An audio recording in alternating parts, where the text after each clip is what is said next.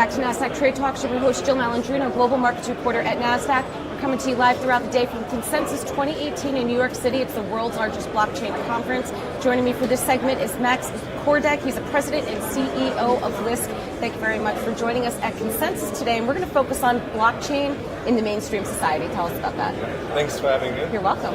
In my opinion, blockchain is not yet in the mainstream society.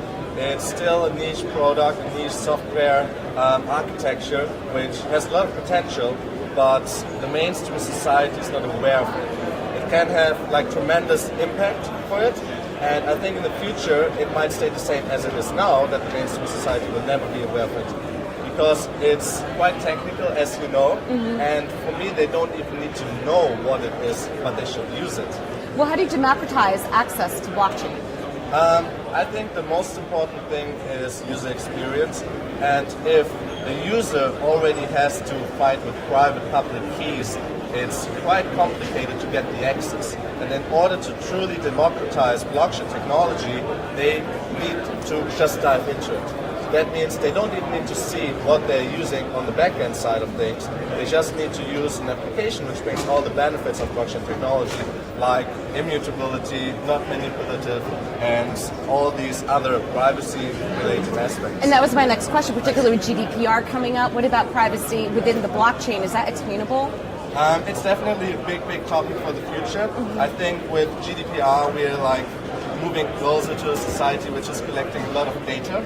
And as an individual, I think it's very important to keep your privacy to yourself.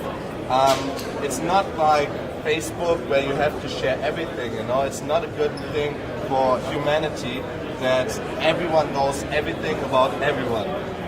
And blockchain is quite good here in the sense that it can be truly private.